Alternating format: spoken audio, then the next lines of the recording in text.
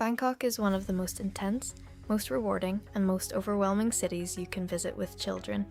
The temples are extraordinary, the food is everywhere, and almost all of it is good. The heat will catch you out, and if you have ever tried to build a 48-hour plan here from scratch, you will know how quickly the options multiply until you end up with nothing decided at all. This video maps out a complete 2-day itinerary for families, covering the Grand Palace, a Longtail canal boat tour through the Thonburi klongs, the Reclining Buddha at Wat Pho, LIFE Bangkok Ocean World, and a final evening at Asiatique on the river. The timings are realistic, the pacing includes proper rest, and the full printable version is linked in the description below, completely free. Stay with us to the end because the afternoon of day 2 is one of the most enjoyable few hours you will have with children anywhere in this part of the world. A few things to sort before you arrive. Thailand uses the Thai baht. Cards are accepted in shopping malls and most sit-down restaurants, but carry cash for temples, street food stalls, and tuk-tuks. ATMs are widely available. For getting around, the BTS SkyTrain is your main tool. It is fast, air-conditioned, and covers most of the city efficiently. For the riverside temples on day 1, riverboats are the natural option and add something to the experience. For longer journeys, or if you're traveling with young children and luggage, the Grab app gives you fixed-price taxi and ride bookings without the need to negotiate a fare. If you use a regular taxi, always insist on the meter. Tuk-tuks are enjoyable, but agree the price before you get in. For picking up water, snacks, and anything you have forgotten, 7-Eleven and Family Mart are on almost every street in Bangkok and are open around the clock. For a bigger shop, Tops Market and Gourmet Market have branches in several of the larger malls, including Siam Paragon, which you will be visiting on day 2. All are significantly better value than buying drinks at tourist sites. For accommodation, basing yourself in the riverside area or in the Siam or Sukhumvit districts keeps both days within easy reach. A hotel with a pool is worth prioritizing given the afternoon heat. One thing to be aware of is that both the Grand Palace and Wat Pho require shoulders and knees to be covered and shoes to be removable. This applies to children too, so pack a light layer for each. Free cover-ups are available at the Grand Palace entrance if you need them.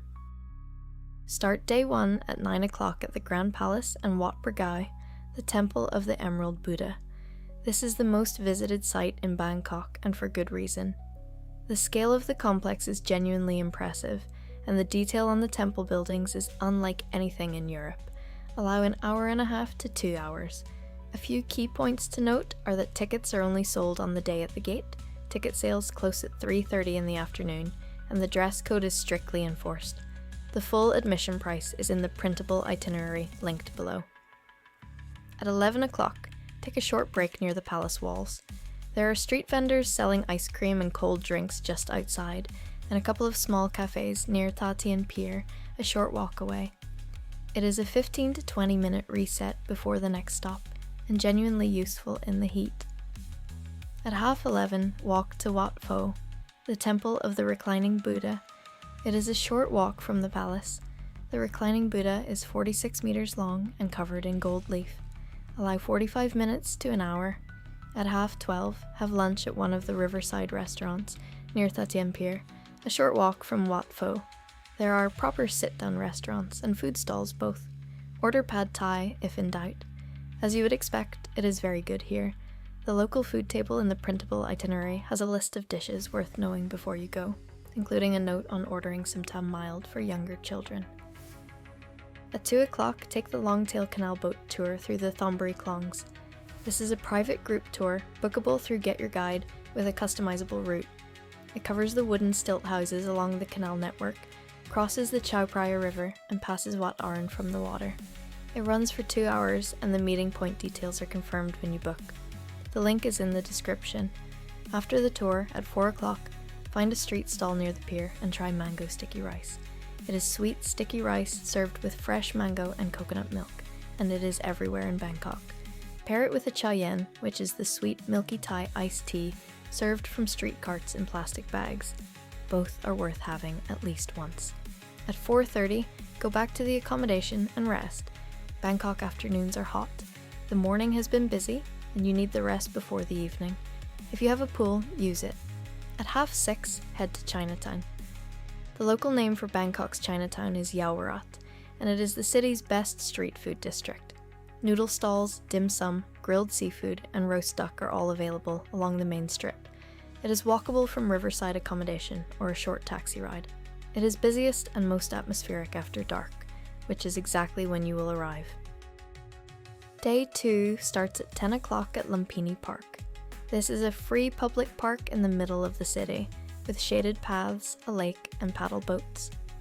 The main thing children tend to notice is the water monitor lizards, which are large, prehistoric looking, and entirely unbothered by people. They are not dangerous, but do not approach them or feed them. Allow an hour and a half to 2 hours. At midday, take the BTS SkyTrain to Siam and have lunch at the food court inside Siam Paragon Mall, one level below ground. It is air-conditioned, wide-ranging, and significantly more affordable than the mall restaurants above it. It is a good place to cool down properly before the afternoon. At 1 o'clock, still inside Siam Paragon, go to LIFE Bangkok Ocean World on floors B1 and B2.